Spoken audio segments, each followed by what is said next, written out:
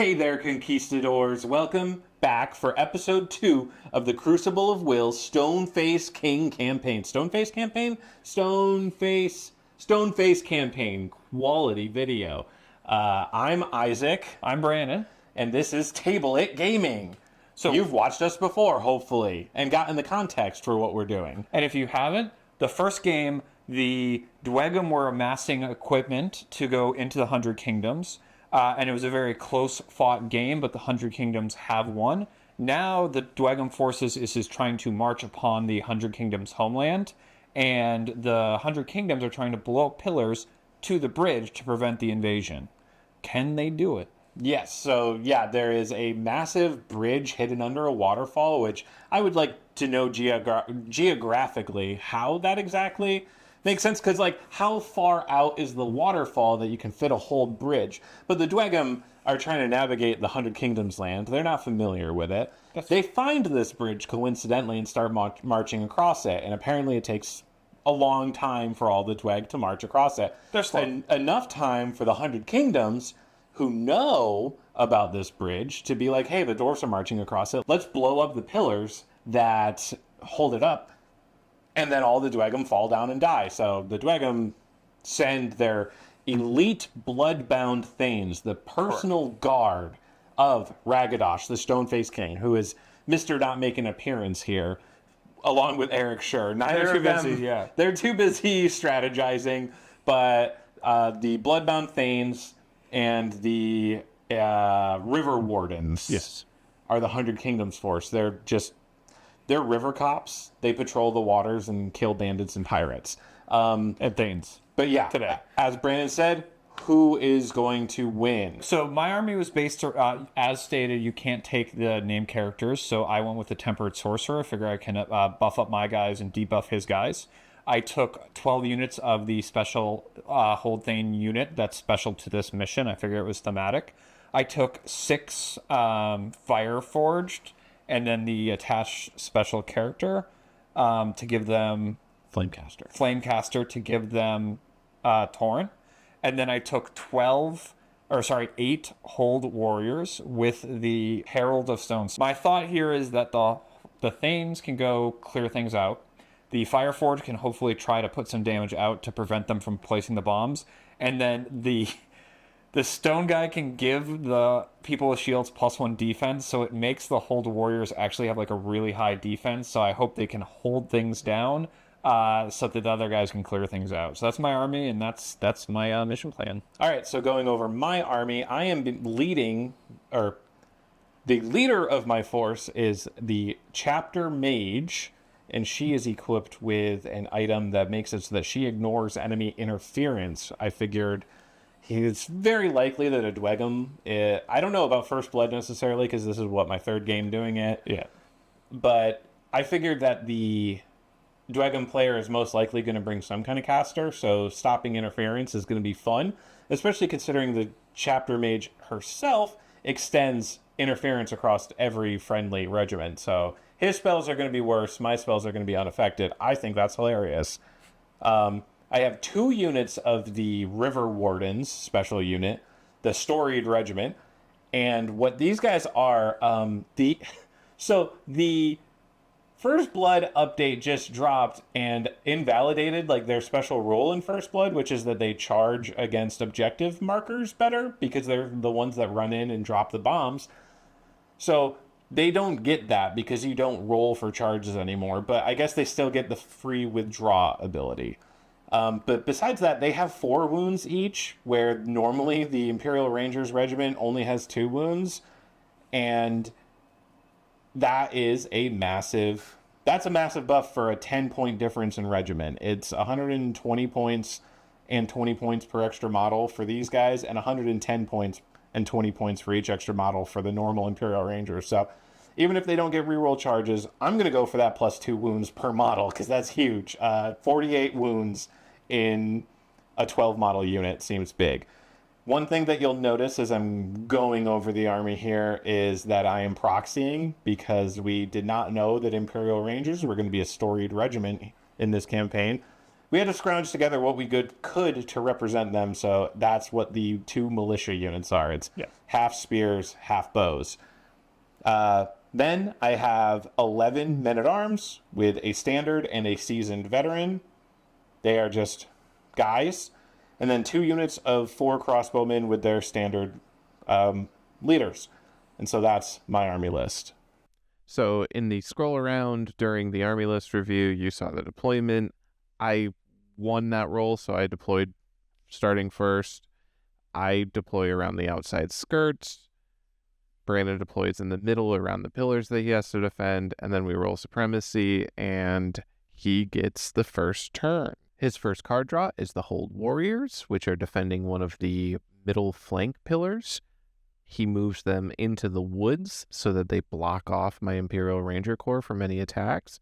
He does 2 march actions, and with the new First Blood update, that means that the second march action is only at half speed, so he moves a total of 7.5 inches due to base march of 5. I draw Mercenary Crossbowmen, and I choose to activate the guys in the corner who effectively pass their turn. At this point, I'm very confident I'm going to win the game, and I just need to survive 10 turns, so they hang out in the corner as insurance. We'll see how that plays out for me. Brandon moves his Hold Thanes forward with a double march. The Bloodbound Thanes have 1 extra march over normal Thanes, so they're actually at move 6, which means that their double march gets them up a total of 9. I hadn't quite grokked this at the beginning of the game, and this is the exact moment that my confidence in my plan goes down to near 0. I wasn't expecting him to get such a defensive line in the outside pillar pieces so easily. I draw my second unit of Mercenary Crossbowmen. They charge the closest pillar, easily making it with their 5-inch move, and then they clash, taking one of the explosive markers that the leader has and putting it on the objective. At the end of the next round, that explosive marker will explode, destroying the objective marker. Brandon's Tempered Steel Shaper activates, uses the Temper Blades command ability on the Hold Warriors, and then performs 2 march actions, moving closer to support them. I draw my men-at-arms, and they take a 7.5-inch double march off to put the forest as in between them and the Hold Thanes as possible to interfere with the charge due to the hindering of terrain, and we'll see how that one plays out for them in the future. Brandon activates his Fireforged unit. The Flamecaster unit upgrade uses its command ability at the beginning of the activation to give the unit torrential fire. He moves them up across mostly the river, fording it, getting him in range of my Imperial Ranger Corps, the River Wardens, Storied Regiment, and then he takes a volley action. Only his front rank of 4 models are in range, so he gets less attacks than he'd like, but attacks are attacks. 4 attacks becomes 1 success. Torrential fire means that 1 success is 2 hits. I fail 2 saves and take 2 damage on my Imperial Ranger Corps. Luckily, the River Wardens have 4 wounds apiece, so that doesn't feel like a lot of damage. I draw the Chapter Mage, and she casts the incantation Flame Burst on the Hold Thanes. She scores 4 successes, which cause 4 armor-piercing 1 hits. The Thanes have defense 4 and hardened, so they block all but 2. And then with Resolve 4, they block 1 of the Resolve tests, taking a total of 3 damage from the Chapter Mage. For her second action, she moves 5 inches away from the Hold Thanes as far as she can. My first unit of River Wardens activate, and they take aim and fire at the Fireforged that had previously taken fire on them. The River Wardens make 24 volley 4 attacks. They make 12 hits, causing 4 wounds, which results in 2 casualties to the Fireforged. My other unit of River Wardens activate. They take aim and they fire through the obscuring forest into the Hold Warriors. They make 12 attacks because of obscuration. That results in 7 hits. The Warriors make 5 of their defense 4 saves, which results in 2 wounds, which is 1 removed casualty. At the end of the round, I've placed one explosive marker, and we've exchanged some shots. No clashes have happened, and no intense damage has been dealt.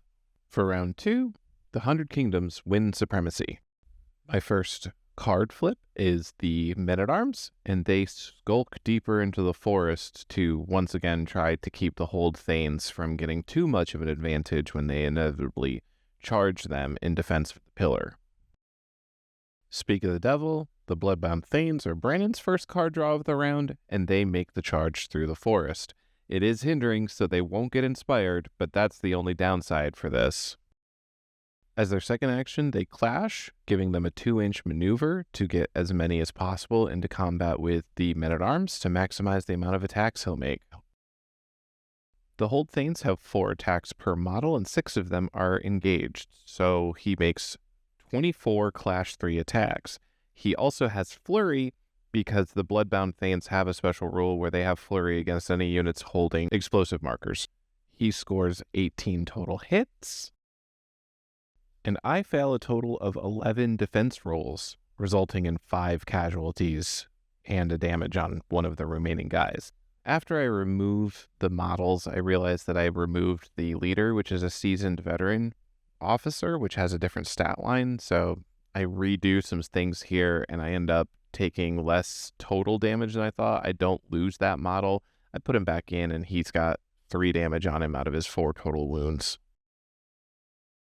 I take my resolve tests at resolve 3 from the seasoned veteran. There's no size bonus because I'm down to 6 models, and I take 1 point of damage, which ends up with the seasoned veteran fleeing from the field of battle.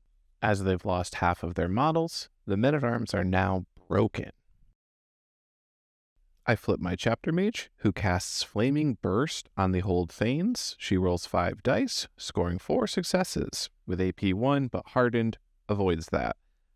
I do a total of 1 damage, and they pass their resolve test, meaning that the Thanes take a total of 1 damage, leaving 1 Thane on 1 wound left, because the Bloodbound are 5 wounds per model, which is a lot in First Blood. Brandon's Fireforged activate. They remove their 2 casualty tokens so that they can't heal those models back anymore. They take aim, and they fire with Torrential Fire from the Flamecaster.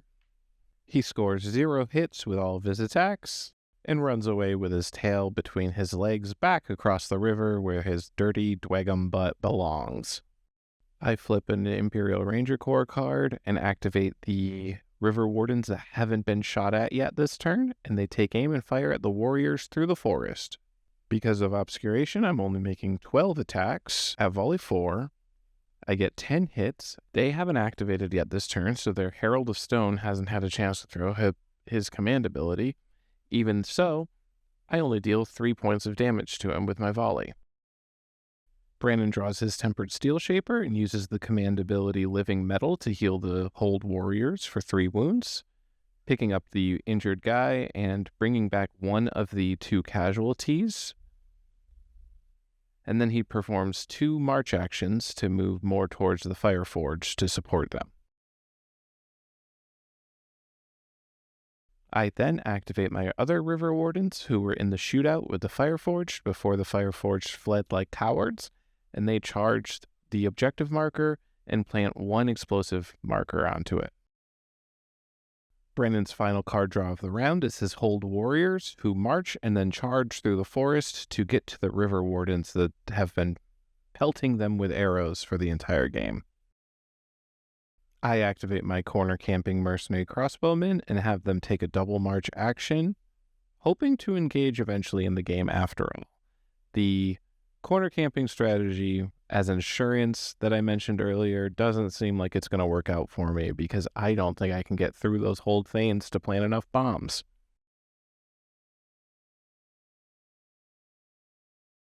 And I close out the round by having my other unit of mercenary crossbowmen move around the pillar that they planted the bomb on, closer towards one of the pillars in the middle, to hopefully plant a bomb on that one later in the game. At the end of the round, the first set of pillars that I put the explosive on explode, gaining me credit towards the victory. I don't score points per se. I just need to blow up 4 pillars by the end of the game. I've planted a second bomb on another pillar, so theoretically I'm halfway there to victory. For round 3, I win the initiative in the supremacy phase. So I have to apologize to the First Blood heads that are watching this. We messed up a rule here. I used a withdraw action because the First Blood stats for the River Wardens refers to withdrawing without negative consequences. It turns out it's actually the disengage action, and that works completely differently than the withdraw action in Last Argument of Kings. I made an assumption, and I was wrong on that. So technically I should have rolled a dice and moved a random amount of distance back. What I just did was I moved a march distance out, and then I didn't take damage or anything. So this part's going to be a little weird, and I apologize for it.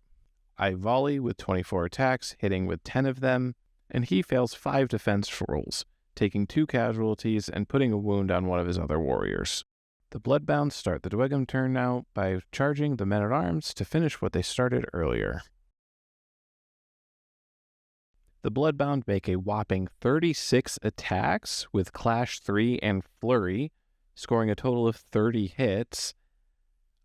I don't even need to roll the full amount of dice. I roll in groups of 12, and by the second group, I'm only on defense 2. So I lose the remaining 6 guys in my men-at-arms unit and just pull them up. I move my second River Wardens unit away from the pillar, and they line up shots and shoot into the Fireforge they've been dueling with all game. I roll 24 attacks at volley 3. I score 15 hits, and then their D3 plus shield means that they only take 6 damage, which is still losing 3 models from their unit. Brandon activates his Steel Shaper, who uses a command to give himself reroll 6s, a command to heal 3 wounds to the Fireforged, restoring some of the damage they just took. By the way, Tempered Steel Shapers can use 2 command abilities every turn. And then he uses 2 marches, or 1 march, a charge, and then a clash into my mercenary crossbowman that had planted the bomb earlier. By the way, Tempered Steel Shapers get 3 actions in First Blood. He makes 4 attacks, 2 of which hit, and then because of Cleave 1 and Terrifying 2, I get no defense, and I don't take any resolve tests. I realize now that you can pass resolve tests even if Terrifying would bring you down to 0. I think there's a minimum, or a 1 always passes on that. So another rules mistake, my bad. I activate my Chapter Mage, and she moves up to be just outside of potential charge range of the Steel Shaper. That also means that she's outside of spell range of anyone, so she does nothing for the rest of her activation. Brandon activates his Fireforged, and the Flamecaster uses the command ability to give Torrential Fire to the unit. He removes the 2 casualty tokens that weren't restored, and then he takes a volley action against my River Wardens. He takes 4 attacks, scores 2 hits, Torrential Fire turns to 4, and I fail 1 of my evasion rolls, taking a single damage for the entire action. The Fireforged then move 5 inches away from the River Wardens. I have the mercenary crossbowmen that were in the corner activate, and they take aim and shoot some pot shots at the Hold Warriors in the forest. They make 4 obscured attacks at an aimed volley 3. 3 hit. There are 2 failed defense rolls, which means 1 dead dwarf and 1 wounded dwarf. Brandon flips his Hold Warriors card and activates them. He removes the casualty tokens, and then they declare a charge against the River Wardens. The Herald of Stone makes 3 attacks, scoring 2 hits. The River Wardens fail all their evasion rolls. The Hold Warriors score 2 hits, and the River Wardens fail their evasion rolls. The River Wardens take their 5 resolve tests and fail 2 of them. 1 River Warden is removed as a casualty, and another one takes 3 wounds total. To close out the round, I activate my mercenary crossbowmen that were killed by the Tempered Steel Shaper. I remove the casualty tokens, and I have them move around to get more towards the pillar, kind of forgetting that because they're broken, they won't be able to charge anyways. So they're never going to make it to that pillar, even if I win initiative next round. But hey, it was worth a try at the time. At the end of the round, the 100 Kingdoms have blown up 1 other pillar, but not placed any extra explosives, and they've started losing units and getting tied up across the board. The Tempered Steel Shaper has eliminated a unit of mercenary crossbowmen. Well, all but eliminated. They are technically still alive, but they won't be of much value. The River Wardens need to plant a bomb on a pillar and move on. And the Hold Thanes have annihilated the men-at-arms and are ready to move towards the center. The entire strategy is going to depend on getting units to the center first. Not sure if that's going to happen. It's going to depend entirely on the supremacy roll, I think. And the Dweghom win the supremacy for round 4. Brandon activates his Hold Warriors. The Herald of Stone officer attached uses his command ability to give them 1 extra defense, and then they inspire and clash into the River Wardens. The Herald of Stone makes 3 attacks, 2 of which hit, and the River Wardens fail to evade either of them. The Warriors make 3 attacks, 2 of which hit, and the River Wardens fail to evade again. However, they are very courageous, and they pass all of their resolve tests, taking a total of 4 damage from this clash. I activate my other unit of River Wardens first, who charge and clash into the objective pillar, planting explosives, and that's it for their activation. Brandon's Fireforged shoot at those River Wardens. They roll 4 dice, looking for 2s. They hit once. Torrential Fire turns that to 2 hits. And the River Wardens fail both of their evasion rolls, and thus take 2 damage, causing one of the wounded ones to die. And then the Fireforged take their second action, which is moving away from the River Wardens.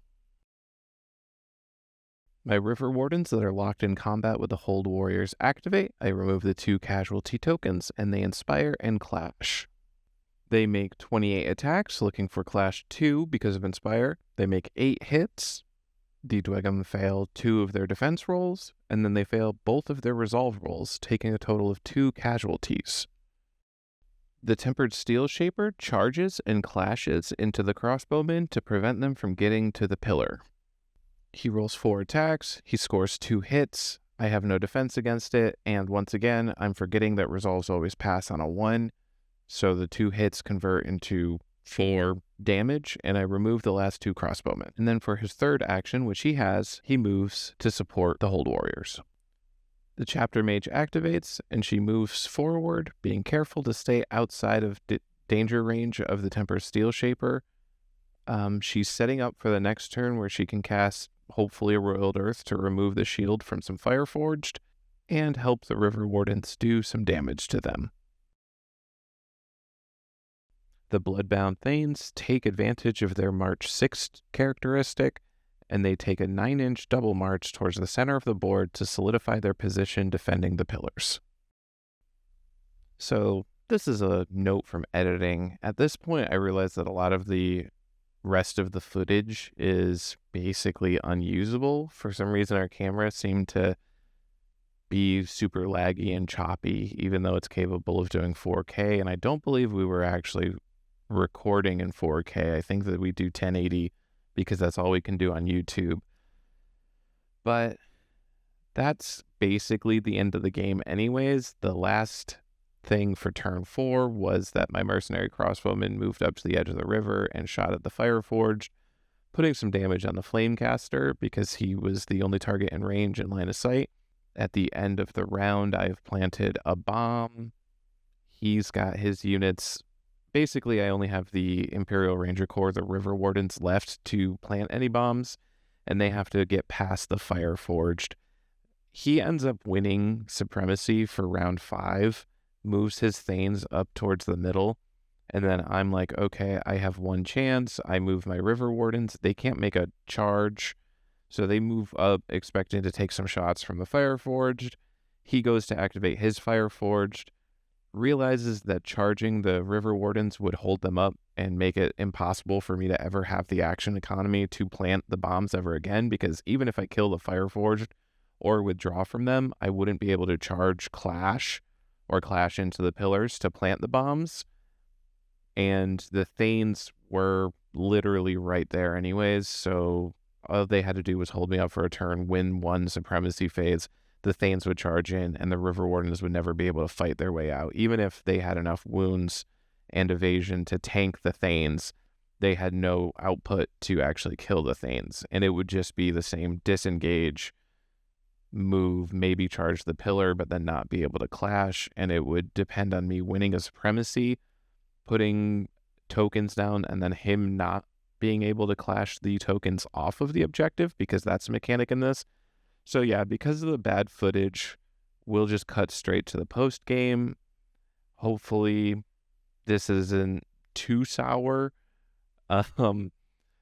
And hope you enjoyed what you could of the battle report. And that's it for this editor's note. Goodbye. All right, what a game. We ended up calling it after that last charge because we talked it through and we realized that there was no way for me to be able to plant bombs for the rest of the game. So he had won. Congratulations. Thank you. Basically, because of that charge, even though I could withdraw for free, I could never then charge and then clash. So not withdraw for free. I could withdraw with no consequences, but it's still 8 in action. So for the rest of the game, while I could continuously withdraw and I could tank a lot of hits, especially from the Fireforged, there was never going to be an opportunity where I would then be able to clash with one of the terrain pieces. The Thanes were too close to the middle. I hadn't delayed them long enough with my men-at-arms over there, so I let them move towards the middle, and I hadn't made enough actionable moves early on. So because I was never going to be able to place the 4th explosive, there was, I guess there was more story to be told, but there was no more heroes to be made. Some immediate post-game thoughts. I believe that there's definitely typos in the unit entries for First Blood for this narrative campaign. Correct. For 15 points, the special, the Bloodseekers or whatever. The Bloodhounds. The Bloodbound, which is a special hold Thanes. They get 5 wounds, which is per model, which is absurd for this format for First Blood. Specifically, like maybe it's whatever, but for 15 points, for the first 4 models are 15 points more expensive than the 2 wound, 2 attack version of Hold Thanes. Yep, these got the full. It feels like the full game or the last argument of Kings or whatever. The rank and flank profile is accidentally copied because these stats look more like a stand in that game. Yes. They also got +1 move over base, which was very important, and they got flurry when they were attacking regiments with the bombs, which feels like what they probably might have meant to do is just say +1 move and flurry versus bomb, so they could get around and kill bombs better, which feels fine for 15 points. They just got a lot here. The other thing I noticed, which is not a typo, but apparently how the game is supposed to be played, the Tempest Steel Shaper feels like a very much better hero than your Chapter Mage. When we were looking at the Chapter Mage, all right, so the Chapter Mage can cast 2 spells per turn. It can't duplicate spells, and then it has every regiment in your army like is affected as if like by interference when enemies cast spells at them.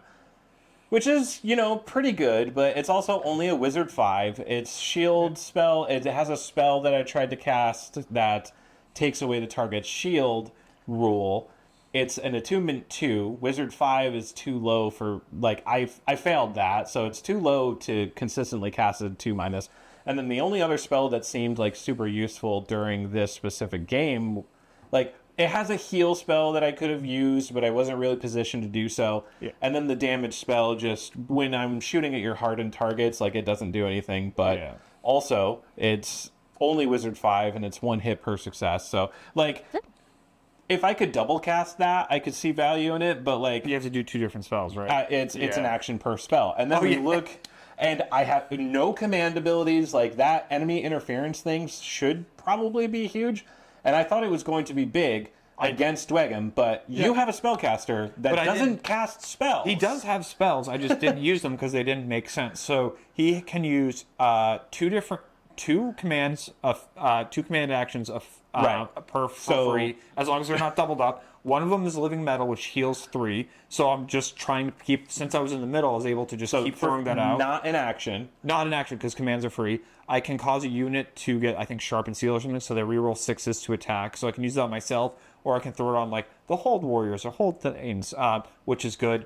There's a few other things that like you can attack through and stuff like that that didn't, or remove or decay didn't really matter in this game, but are cool options. His spells are remove enemy's engagement range, which means I could walk past them, which like I can see being useful, not in this mission. And the other one is if there's a zone, you can cause people to get decay on them, which is like cool, but not great in this mission. The thing that's great about him is he's got an extra action, so he gets to do 3 things. So move, charge, attack. He can do that.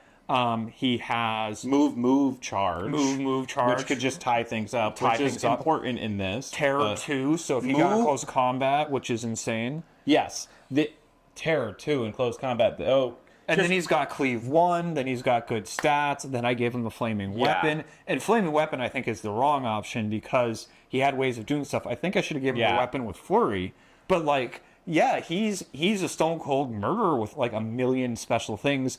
And I just assumed all characters got 3 activations. That's not the case. So even though the special unit was very good because we think a typo, the Steel Shaper was an insane choice to start with. Like, I don't think a Dweghom in First Blood should choose anything else. Or, like, he's the most optimal choice from what I can see. Yeah, and I haven't looked at the other characters, so maybe a Holdray is equally as powerful. But, I don't know, looking at what I could have picked for 100 Kingdoms, except for, like, the Ashen Dawn, which does cost points. You have to pay points for the Ashen Dawn as a commander.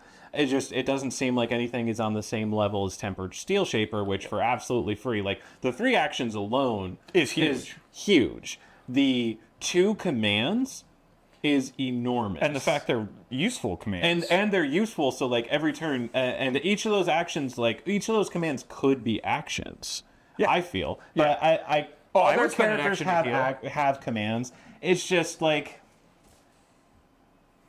Though, like, those commands seemed super impactful, and the fact that Chapter Mage did not have any commands, correct? Yeah, alone. Like, okay, maybe if the Chapter Mage not having 3 actions, sure, but the fact that it has no commands, so like, I'm effectively losing like 3 actions. I have essentially 5 action. If we talk about action, I can 5 things to impact the game, and you have 2.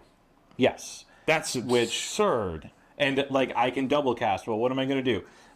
Cast the spell that heals 1 wound per success with my Wizard 5, and then cast 1 hit with Armor Piercing 1 per success on Wizard 5. You could be really with 10-inch range on, I think, both of them. You could put her behind the River Marshal or whatever. It'd be really annoying. But that's, like, not a winning strat. It just keeps them around. Because if they get in close combat, like we talked through, is yes, they can withdraw, but they can't charge and attack, so they're in this stasis where they're annoying, but they're not winning games. Right, and to go back to the River Wardens and the typos, like, their stat line is also 4 wounds, 4 attacks. Yeah. But because they're only Clash 1, no Cleave, or any other melee special rules, like, it's much less impactful that they have this typo. Like, 4 wounds per model, huge, yes, but once I was in melee, I couldn't actually kill anything, and they had a First Blood ranged profile, so they were making 2 attacks per model, just like Mercenary Crossbowmen, just like Fireforged, I think. Yep.